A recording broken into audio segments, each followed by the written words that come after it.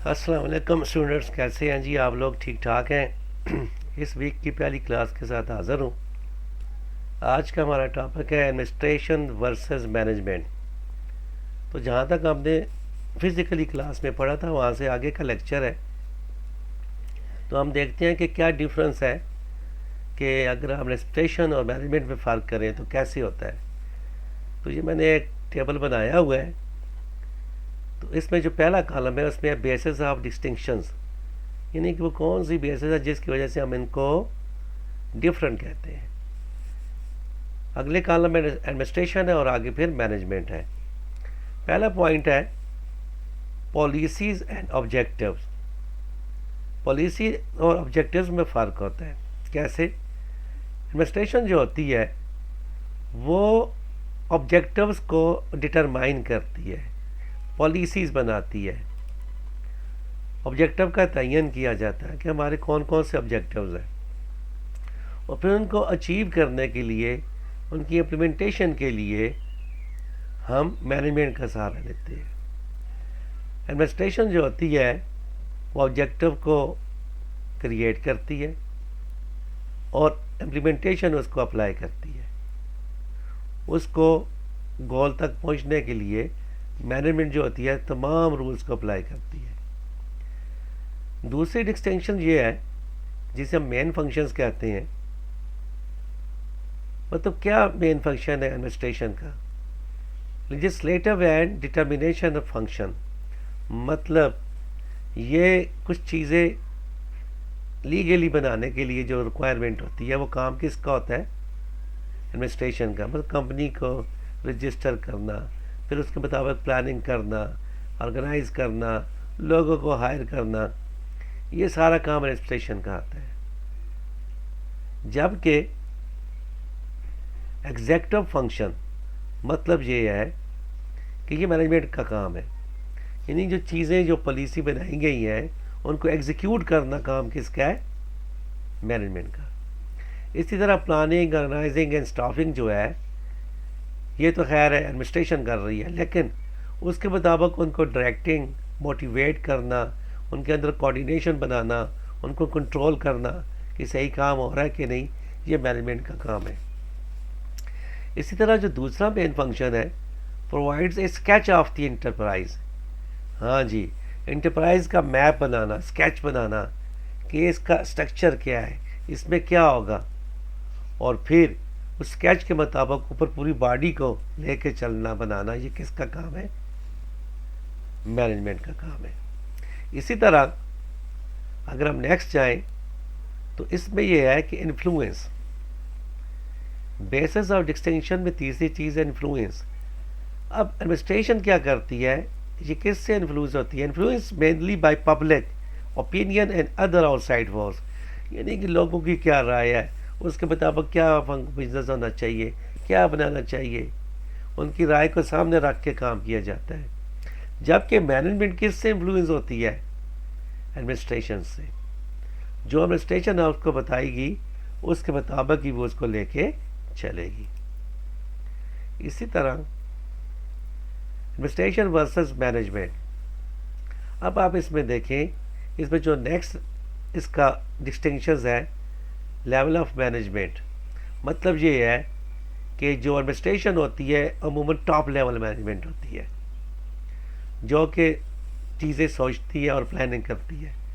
जबकि management mainly middle level से start होती है और क्या करती है? इन्वॉल्व्स डूइंग एंड एक्टिंग, चीज़ों को परफॉर्म करना, उनके मुताबिक एक्ट करना, जो कि एडमिनिस्ट्रेशन ने बताई है। फिर लेवल ऑफ एग्जेक्टिव्स, यानी कि जो एडमिनिस्ट्रेशन होती है इसका लेवल क्या है? ये अमूमन ऑनर्स होते हैं और इन्हें हम बोर्ड ऑफ डायरेक्टर्स भी कहते हैं। जबकि जो मैनेजमेंट होती है वो managing director, general manager, manager, इनको ये कहा जाता है। ये अमूमन ऑनर नहीं होते बल्कि ये एम्प्लॉइज होते हैं। पोजीशन, यानी कि इनकी अहम पोजीशन होती है एक्ट एज ए प्रिंसिपल, जबकि एक्ट एज ए एजेंसी। मतलब ये है कि इनकी पोजीशन जो होती है हाई लेवल की होती है और उसके नीचे काम करने वाली जो लोग होती है वो एजेंसी कहलाते हैं। और आखिरी डिस्टिंक्शन है नॉलेज। अब देखें जो आपकी एडमिनिस्ट्रेशन है उसका नॉलेज किस किस्म का होना चाहिए। Requires more administration ability than technical ability. मतलब ये है उनको एडमिनिस्ट्रेशन करनी आती हो, वो टेक्निकल लोग नहीं होते, उन्हें अकाउंटिंग नहीं आ रही, ठीक है, उन्हें मार्केटिंग का उस तरह नहीं आ हुआ हो, लेकिन वो लोगों को मैनेज कर सकते हैं, उनसे काम ले सकते हैं। जबकि मैनेजर जो होती है requires more technical ability than admin ability. मसलन फाइनेंस मैनेजर, उसको फाइनेंस का पता होगा, इसी तरह ऑपरेशन मैनेजर ऑपरेशन से वाकिफ होगा। तो ये कुछ डिस्टिंक्शंस हैं जी, जिसे हम क्या कह सकते हैं कि एडमिनिस्ट्रेशन वर्सेस मैनेजमेंट। लेकिन अगर देखा जाए तो एडमिनिस्ट्रेशन भी एक टॉप लेवल मैनेजमेंट ही होती है। नेक्स्ट हम देखते हैं मैनेजमेंट एज एन आर्ट। अब ये बहस चलती है कि ये आर्ट है कि साइंस है। तो हम कहते हैं जी ये आर्ट है। कैसे? अब इसके जो मेन एलिमेंट्स है पर्सनल स्किल्स, तो आर्ट में हर बंदे की पर्सनल स्किल होती है। मसलन अगर कोई पेंटिंग कर रहा है तो उसकी ज़ाती स्किल है, ठीक है जी। इसी तरह प्रैक्टिकल ना हाउ, यानी उन्हें चीज़ें बनाने का पता हो, पेंटिंग किस तरह से बन रही है, ये चीज़ें कैसी होती हैं। एप्लीकेशन ऑफ नॉलेज, किसी चीज़ को अप्लाई करने का नॉलेज होना चाहिए। मसलन अगर आपको प्रोग्रामिंग आती है तो ठीक है आती है, लेकिन आप उससे एप्लीकेशन कैसे बनाएंगे, कौन सी एप्लीकेशन बनाएंगे। अमूमन लोगों को लूप्स चलानी आती हैं, लेकिन उस लूप्स की एप्लीकेशन क्या है ये नहीं पता होता। रिजल्ट ओरिएंटेड, मतलब ये है कि मैनेजमेंट वो है जिसका आपको आर्ट इसलिए कहते हैं कि इसका सारा ध्यान किसकी तरफ होता है कि जो हमारे गोल है वो अचीव हो और रिजल्ट हमें मिले, और रिजल्ट ओरिएंटेड होती है। और क्रिएटिविटी का मतलब ये है कि जिस आर्टिस्ट राइटर क्रिएटिव होते हैं, इसी तरह ये भी नए नए आइडिया सोचते रहते हैं कि कौन सी चीज़ करें तो ये चीज़ आगे जाएगी, कौन सी चीज़ करें तो ये चीज़ ज़्यादा सेल होगी। और फिर यह जी constant practice aimed at perfection, तो ये रेगुलर प्रैक्टिस करते रहते हैं। ये एम होता है जिससे कोई आर्टिस्ट प्रैक्टिस कर करके अपनी पेंटिंग अच्छी कर सकता है, परफेक्ट हो जाता है। अब management is basically an art because of the following reason. इसकी ये रीजंस हैं। कैसे? A manager applies his knowledge and skill to coordinate the efforts of his people.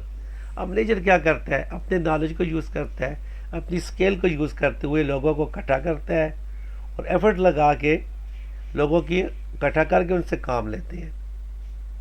इसी तरह management seeks to achieve concrete practical result. वही बात है, result oriented. Concrete क्या आती है, सॉलिड रिजल्ट चाहिए, उनको ढूंढ रहा होता है, उनको अचीव करने की कोशिश करते हैं। Management is creative, it brings out new situation and convert into output. नई नई चीज़ें तख्लीक करते हैं, सोचते हैं, फिर उनके मुताबिक रिजल्ट लेते हैं और उनको रिजल्ट में कन्वर्ट करते हैं। मतलब नया डिज़ाइन मुतारफ़ कराना, मार्केट में नए नए फैशन मुतारफ़ कराना। Effective management lead to realization of organizational and other goals. आप देखें ना, अगर आपने अच्छी तरह से मैनेजमेंट की और लीड किया है तो आपके जो ऑर्गेनाइजेशन के गोल्स हैं वो अचीव होंगे, वो रियलाइज होंगे। Mastery in management requires a sufficient long period of experience in managing. आप आस्ता आस्ता इसमें मास्टर बनेंगे, आपको मैनेजमेंट में स्किल हासिल होगी with the period of time. Management as science, अभी आपने देखा कि ये आर्ट है, लेकिन मैनेजमेंट साइंस भी है। तो साइंस की ज़रूरी चीज़ें क्या है, ये एसेंशियल एलिमेंट्स ऑफ साइंस क्या है, सिस्टमाइज बॉडी ऑफ नॉलेज, यानी हर चीज़ स्टेप बाय स्टेप होती है जिसको हम जांचते हैं। Underlying principle and theories develop through continuous observation, inquiry, experimentation and research. देखिए रिसर्च में क्या होता है, मुसलसल आप ऑब्जर्वेशन करते हैं, इंक्वायरी करते हैं, एक्सपेरिमेंट करते हैं और रिसर्च के ज़रिए आप रिजल्ट हासिल करते हैं। इसमें भी इसी तरह है, बिजनेस में नई नई इंक्वायरीज रिसर्च की जाती है।